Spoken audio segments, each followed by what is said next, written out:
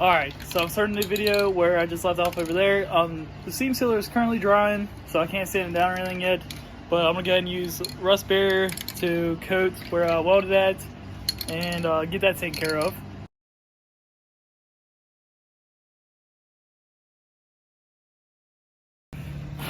So it is nighttime again. The car died. So I'm trying to use the Jeep to charge the battery. I tried pop starting it and it didn't work. So the brake lights are stuck on because the sensor underneath the brake pedal is broke from when I got in the accident. I slammed my foot into the brake. I just got to change it. I got one. That's awesome about having a parts car. But yeah, I'm going to let this sit here and charge for a little bit, let this battery charge up, and see where that gets me. So I forgot to mention that I have an AC condenser now. I got it in. That was a pain in the ass. I did miss it off camera because I was just trying to hustle and get it done. I still don't have the seam sealer sanded down because I wanted to cure fully. But all this is painted. This is painted like I showed in the last couple clips. But I did have to finesse the AC condenser to get in there because the bolts are a tiny bit off, like a cunt hair. They're not bad though. I had to finesse it though. Long story short. But I'm about to put the radiator in it, put the new hose I got on it, and I'm gonna do that and show that on video while I'm doing that.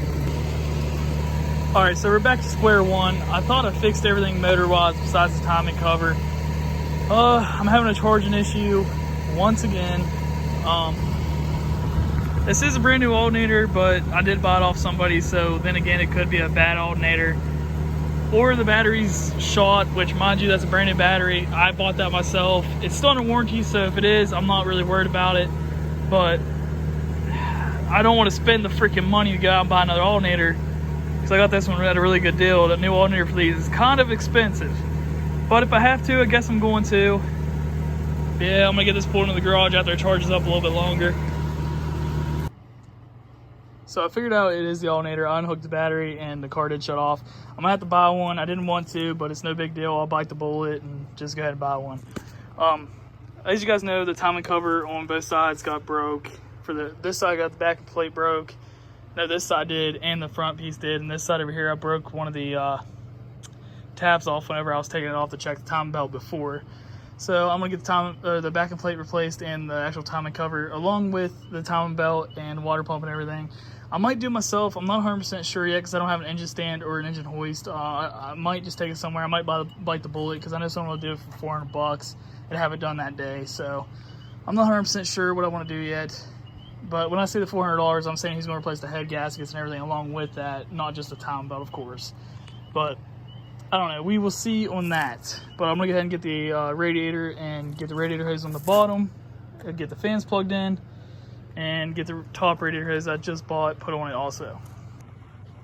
A little trick I learned about putting radiators in like Subarus is put your hand underneath here and you can feel where the coupler is, and then you can figure out where you need to go. Like I need to move mine that way.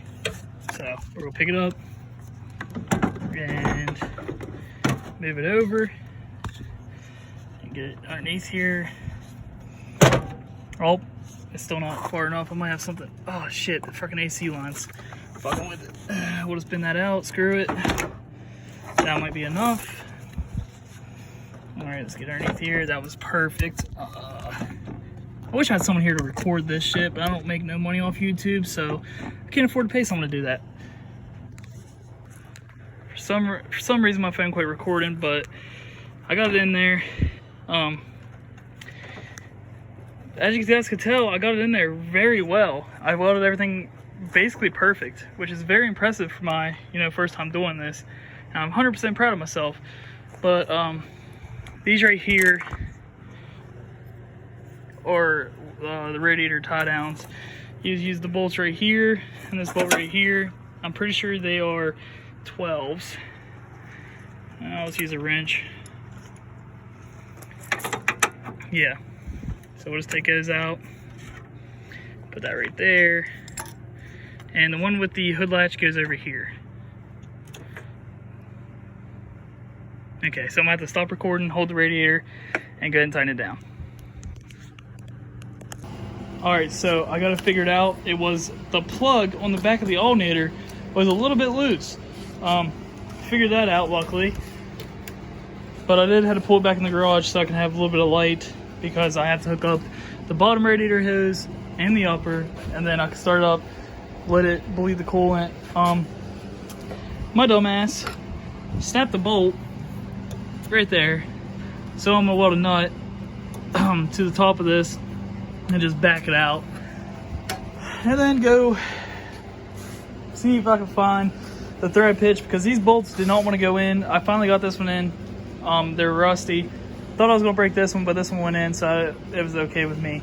I have no idea what goes here, so if you guys know, please comment down below. Finally got both those hoses on.